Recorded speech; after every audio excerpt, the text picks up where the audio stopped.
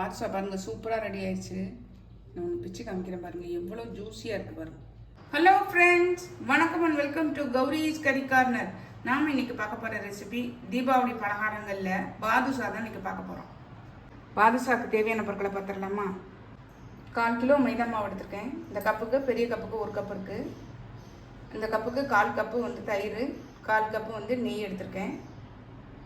ஒரு 1/2 டீஸ்பூன் வந்து baking soda, 1/2 teaspoon வந்து பேக்கிங் பவுடர். அதே மாதிரி ஒரு 300 கிராம் சுகர் இருக்கும், அது வந்து சிரப்புக்காக எடுத்துருக்கேன். ஒரு மிக்சிங் பவுல் எடுத்திருக்கேன், அதில் தயிர் சேர்த்துடலாம். 1/4 கப்புக்கு கொஞ்சம் கூடுதலாக. இதில் 1/2 டீஸ்பூன் வந்து baking soda, 1/2 teaspoon baking powder. இது நல்லா வந்து மிக்ஸ் பண்ணி விட்டுறலாம். நல்லா வந்து மிக்ஸ் பண்ணி விட்டுட்டோம்னா இது க்ரீமி கன்சிஸ்டன்சிக்கு வந்துடும். அதுக்கப்புறம் நம்ம இதை வந்து மைதா மாவுல வந்து சேர்த்துடலாம். நல்லா மிக்ஸ் பண்ணி விட்டுட்டு மைதா மாவு இதில் சேர்த்துடலாம். நல்லா வந்து மிக்ஸ் பண்ணி விட்டுறலாம்.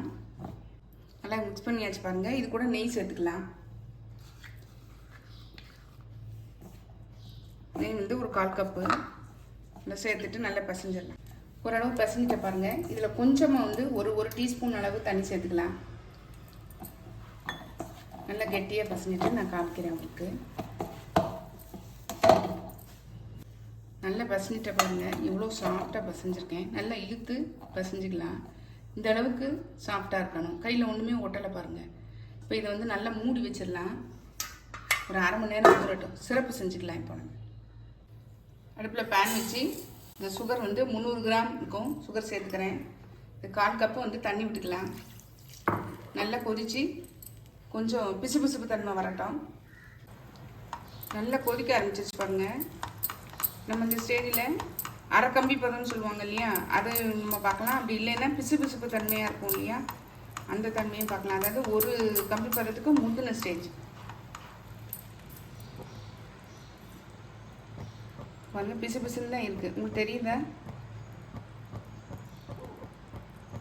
பிசு பிசுன்னு இருக்குது. நம்ம இந்த ஸ்டேஜில் அடுப்பை ஆஃப் பண்ணிடலாம். அதுக்கு முன்னாடி குங்குமப்பூ வந்து ஒரு சிட்டிக்கு அளவு வந்து சேர்க்குறேன், கலருக்காக. இப்போ அடுப்பை ஆஃப் பண்ணிடுறேன். இப்போ பாருங்கள், ஒரு 20லேருந்து 1/2 மணி நேரம் வரைக்கும் ஊறி இருக்குது. நல்லா வந்து ஒரு தடவை மிக்ஸ் பண்ணி விட்டுட்டு நம்ம பாதுஷாவை வந்து செய்ய ஆரம்பிச்சிடலாம். நல்லா மாவை கொஞ்சமாக எடுத்து நல்ல சின்ன உருண்டைகளாக உருட்டிக்கலாம். நல்லா அப்படி வந்து 2 கைக்கு இடையில வச்சு நல்லா உருட்டிக்கலாம். உருட்டிட்டு அப்படியே ப்ரெஸ் பண்ணிவிட்டு இந்த உள்ள ஒரு விரலை விட்டு நம்ம நினச்சலாம். ஹோலாகவும் போட்டுக்கலாம், இப்படி வந்து தட்டாகவும் செய்யலாம். இப்படியே எல்லாத்தையும் எடுத்துக்கலாம். நான் வந்து பட்டன் பாதுஷா தான் எனக்கு செய்ய போகிறேன், அதனால் இதே மாதிரி எல்லாத்தையும் தட்டிட்டு காமிக்கிறேன். பாதுஷாக்களை தட்டி வச்சுருக்கேன். இப்போ எண்ணெயில் பொரிச்சிடலாம். ஒரு பேனில் எண்ணெய் ஊற்றி வச்சுருக்கேன். எண்ணெய் வந்து ரொம்ப காயக்கூடாது, லைட்டாக சூடானாலே போதும். நம்ம இப்போ இதில் வந்து ஒன்று ஒன்றா உள்ளே சேர்த்துடலாம். இந்த அளவில் இருந்தாலே போதும். கொஞ்சம் கொஞ்சமாக சூடாகி நல்லா வந்து வெந்து மேலே எழுப்பி வரும். நம்ம இப்போ வந்து வரிசையாக அதில் சேர்த்துடலாம்.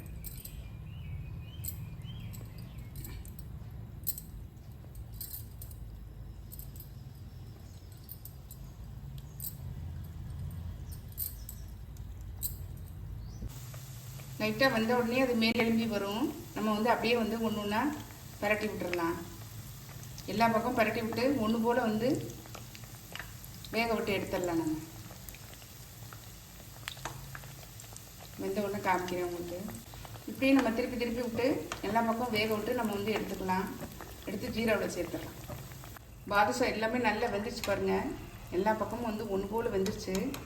நம்ம இப்போ இதை எடுத்து இந்த ஜீராவில் சேர்த்துடலாம். அதில் நல்லா எண்ணெயை வடிச்சிட்டு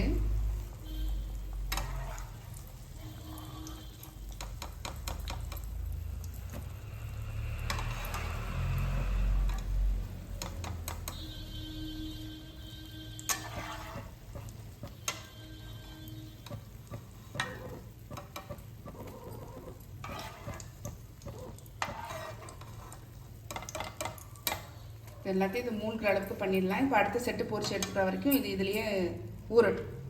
நம்மளுடைய பாதுஷா பாருங்கள் சூப்பராக ரெடி ஆயிடுச்சு. நல்ல டேஸ்ட்டாகவும் இருக்குங்க. இந்த தீபாவளிக்கு நீங்களும் ட்ரை பண்ணி பாருங்கள். ட்ரை பண்ணி பார்த்து கமெண்ட்டில் சொல்லுங்கள், லைக் பண்ணுங்கள், ஷேர் பண்ணுங்கள், சப்ஸ்கிரைப் பண்ணுங்கள், பக்கத்தில் ஒரு பெல் ஐக்கானை கிளிக் பண்ணுங்கள். நாளைக்கு வேறு ரெசிபியில் உங்களை சந்திக்கிறேன். Bye, thank you. நம்மளுடைய வாட்ஸா பாருங்கள், சூப்பராக ரெடி ஆயிடுச்சு. நான் ஒன்று பிச்சு காமிக்கிறேன் பாருங்கள், எவ்வளோ ஜூஸியாக இருக்குது பாருங்கள். நான் போட்டுட்டு வெளியில் எடுத்துட்டேன், அப்படி இருந்துமே எவ்வளோ ஜூஸியாக இருக்குது. கண்டிப்பாக இந்த தீபாவளிக்கு ட்ரை பண்ணி பாருங்கள் நீங்கள்.